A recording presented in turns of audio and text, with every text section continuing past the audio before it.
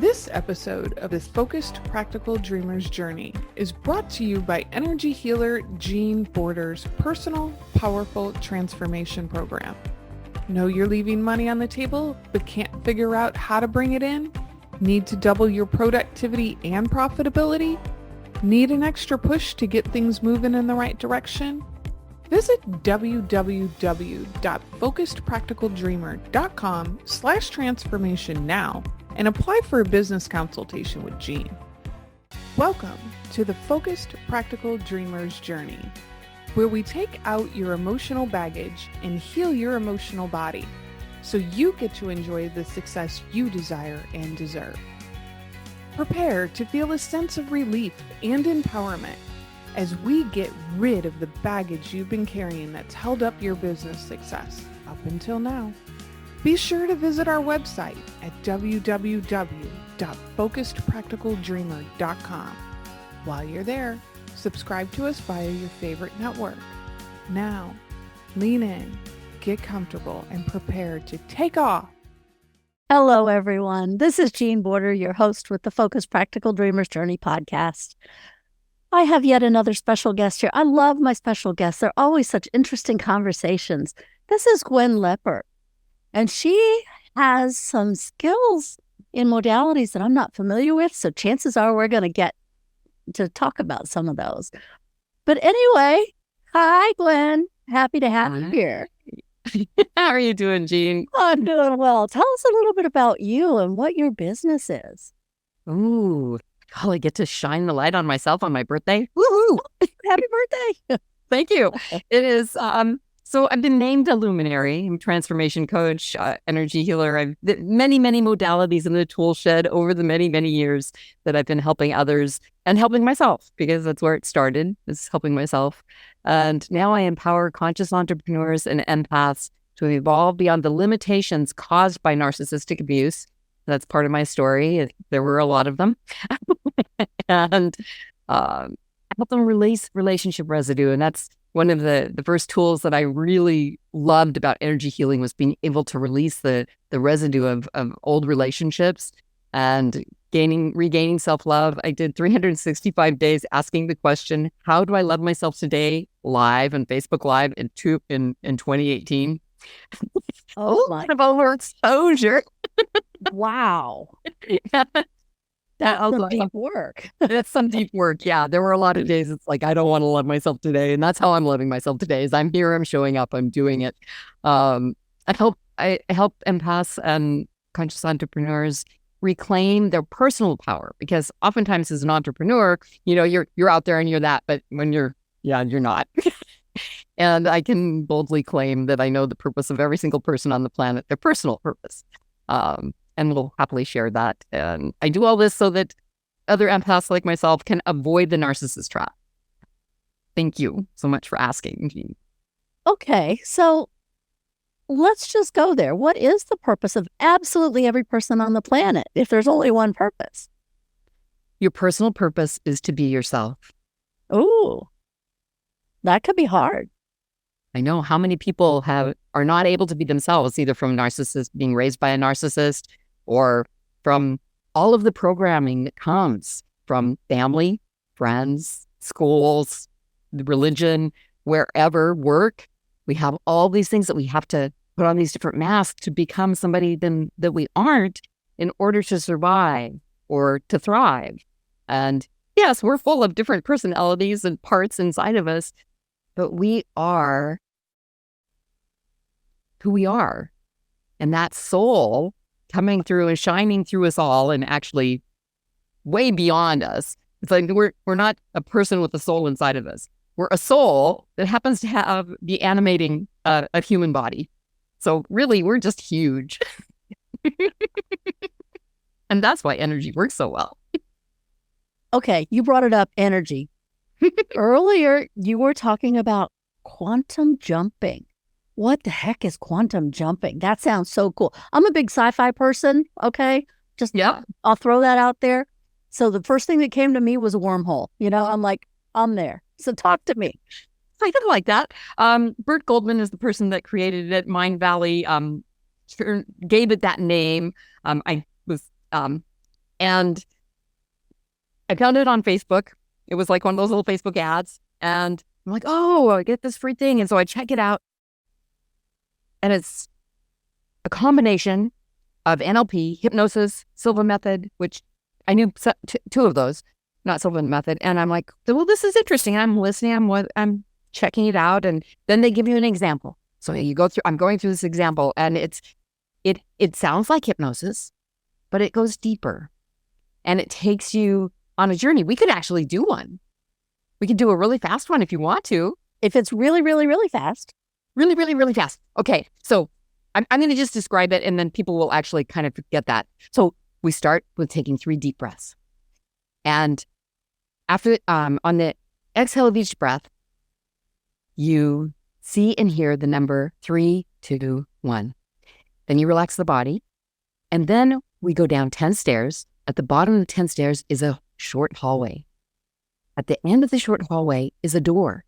On the other side of the door is another dimension where the person that you want to be is, or as a tool or a skill that you want to have.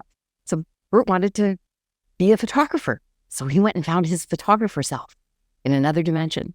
And he came back with just a couple of words. So you can, on the other side of the door, so we stop and we set our intentions. We go to the other side of the door. And on the other side of the door is the other you. It has what it is that you so deeply want right now. And that other you will share with you what you need. Maybe steps, maybe show you something. Maybe you'll just see energy. Maybe you will actually get like, these are the steps that you're going to take, and go do them now. Some of my clients, they told me to keep doing what I'm doing. Same day, they got what they wanted because they kept doing what they're doing, which was looking for a home and putting in applications, and they got a house way better than they ever imagined. So sometimes our other you is very verbose. Other times they just give us a hug. People that aren't really visual might just have a sensation or feeling or a knowing what's next. And then we come back and we go, we lock everything in, we open up the door, and we step back into the hallway, and we notice what's different in the hallway. And we come back up the stairs, and welcome back. That's cool. I've actually done versions of that. I didn't realize it was called quantum jumping, but that's really cool. Yes. And sometimes you do really get, for me, it's more of a feeling and a knowing. I'm that kind of a person. Yeah. I just know things, or the feeling, the state of my body changes, that kind of thing. Yes. Oh, I love that. Yeah. I love the feeling and the knowing. Yeah. They're so powerful. That's really cool. So I don't deal with this a lot, so I'm going to jump into it. The whole impact that a narcissist has on your belief system, on your actions, on your view of self. How do you work through that with clients?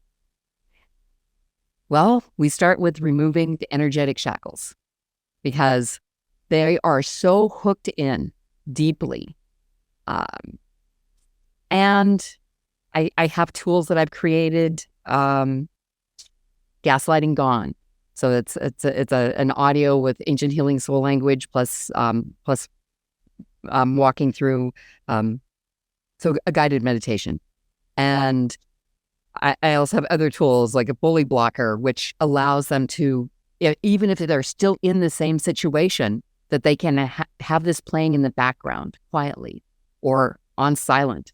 And it helps create protection for them when they're still in the situation, or even when they're out and they keep running into narcissists. Because or energy vampires, when you have that in your energy field and you understand energy field and how much we have out here that calls to other things that are out there looking, and narcissists, they're hungry. They're hungry, they're sad, they're miserable, and they see us empaths going, oh, I see your potential, you're so wonderful, and I just know I can help you. And they go, and we're like, so anyway. Oh, that's cute. Guys, you're getting It's a pretty visceral here. experience. Yeah, it's a pretty visceral experience. So giving them those tools, I take them through a 5-step clearing, And then those that need more support, we work together for a longer period of time with meeting either once a week or once every other week, and diving into the things that come up and the things that life brings. So we have a structure, and then we also, whatever life is bringing in, we take care of that at the same time. So what I'm hearing is that you work with people who are impacted by narcissists the same way I work with people who are subjected to toxic people. Yes. Narcissists would be in the toxic people. But not all toxic people are narcissists. So there's that. But yes. Yeah. And yeah, wonderful. Yeah. And one of the areas where I find the toxicity happens a lot are places like hairdressers. Interesting. All the gossip that happens there. And the person working on someone's hair, the energy field is right there. And hairdresser chairs are usually fairly close together. So the energetic field is very hard to get away from if you don't know what you're doing, right? If you know you're empathic, you're already in the service industry where you just want to help people, right? Yes. So you take on other people's stuff without realizing just how you're imbalancing yourself. And that there are ways that you can stop that from happening very easily. There are. Without isolating yourself from people. You still help people. Nothing changes except you're no longer the person in the chair who's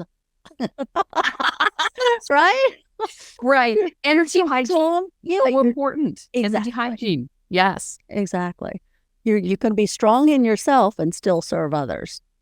Yes, you can. And it seems there are constant reminders that, that life is still happening out there, and that the planet is evolving, and there's more light on the planet, and that's causing more chaos on the planet. So, and we have access to 13 chakras now, and there's just so many different things that are shifting that support those that are of service and support you. So you mentioned energy hygiene. How would you address that with like small business owners or solopreneurs who are working by themselves, and they may say, well, I'm not affected by anybody else's energy? Do you ever go on the internet? Do you take calls? Do you watch television? You are affected. Do you just sit alone? Remember I talked about our soul? We're great big balls of energy, and we are expanded out way beyond. I was just working with a client, and she said, afterwards, I was driving home and I saw the mountains, and I went, oh, I'm those mountains. And she was like, boom, I'm in my presence. So even if you are an entrepreneur, solopreneur, sitting behind your computer, not interacting with anyone because what you do doesn't involve people. Why are you listening to Jean? You have energy in your energy field that isn't yours. And energy hygiene can be as simple as bringing down a ball to clear, so to release, restore your boundaries, and realign your spirit into your body, because our spirit is different than our soul, and it gets knocked out so easily. And that's actually my energy elevator in basically 7 seconds. Yeah, it's very interesting. Anytime you have any interaction with anyone, you've created an energetic cord. Now, typically, once you're finished with the conversation, the cord drops away and it no longer exists. But that's not always true, especially if you're ruminating over everything that was just said and you keep drawing that conversation back to yourself. You've not hung up the phone, if you will.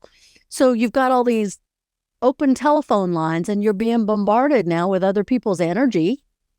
You are. And you become imbalanced because you've never learned to actually hang up the phone. I love that analogy. That's awesome, Jean. Yeah. Energy is just energy, but once you become aware, then you can, the energetic hygiene you were talking about, take your energetic. What Jean says, hang up the phone. Hang up the phone. Once you realize I don't feel like me, or that just wasn't me. Well, chances are it wasn't. But that's an immediate, I need to take an energy shower, right? Absolutely. Then you need to watch all that dirt just go down the drain, go back into the earth to be used for something else, because energy can't be destroyed, but it can be changed and it can be used in other ways. Yes. Right? So energy hygiene is a big deal. It's a really big deal. And it's easy. It's just remembering to do it. And actually, the first question, if you're not feeling like yourself, is this mine? And if it isn't, yeah, you can just It's very funny. It's very funny that you mentioned personal power a lot, because if anybody goes to my website, that's one of my logos. I love that. Your personal power to heal, to grow, to live your best life. You know, it's, yeah, for me, that is crucial. It's so easy to give up our power to our business, to a relationship, to family, friends. Especially as a sensitive or an empath, we are looking for that outward validation. I was looking for outward validation. But what if we could just know that we are enough and have that personal power within us, keeping everybody else clear? I mean, you can clear them and still love them and still be in relationship with them and even sleep with them if that happens to be your joy.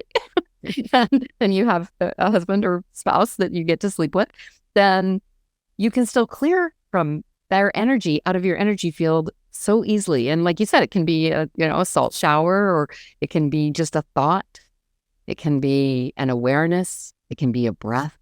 It can be as simple as 3 easy breaths. There's so many different ways to do energy hygiene. It's just remembering. It takes less time to do it than it does to remember to do it and say, oh, that's right. I'm not feeling like me. I'm me. And it's like with any change, awareness is the first step. Yeah. If you're not even aware that something else is there, why would there be a change? Yeah. It's the first stage of healing. Awareness, acceptance, letting go, forgiveness, and gratitude. Of course, there's a 6th step, which is surrender. And if you can do surrender, you don't need to do all the rest of them, but most of them have to do the first 5 to get to surrender. So what's your favorite type of client to work with? Or do you have one? Yes. I love people that are coachable and that really want to make the change and that do the work. I've had young widows. I've also worked with corporate people in high management corporate jobs. I've worked with a lot of conscious entrepreneurs where they know that they need to be their best self and have tools in order to survive in their business. Plus, typically they can write off the coaching fee because on their taxes, because it is an acceptable business expense to have coaching. And so that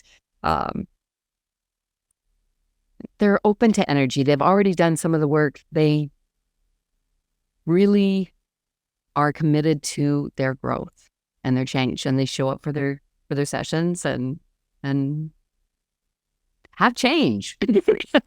Yeah, same here. My ideal client is the one who really wants to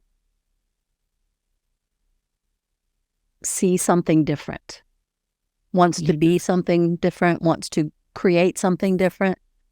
Yeah. They see possibilities, but maybe they're not really sure what their path should be or how to get from here to there. That's the people who want to do the deep work. That's who I really enjoy working with the most. I also work with people who need healing because, I'm a healer. So, but for the business part, I really enjoy small business owners who are maybe stuck on the steps or stuck on their beliefs about what they should be doing, to get from here to there. So sometimes it's just opening up possibilities. What's possible for you? What's already in your scope? What's already in your toolkit you're not utilizing? That kind of stuff, right? Oh, absolutely. That's bringing people back to themselves and showing them how incredible they are is one of the things I love the most. It's like, oh, Gwen, tell me what to do. It's like, no, let's look back at you. Well, let's just see, what have you done in the past? What has worked in the past? There's all kinds of options. What's the answer that you have? Yeah.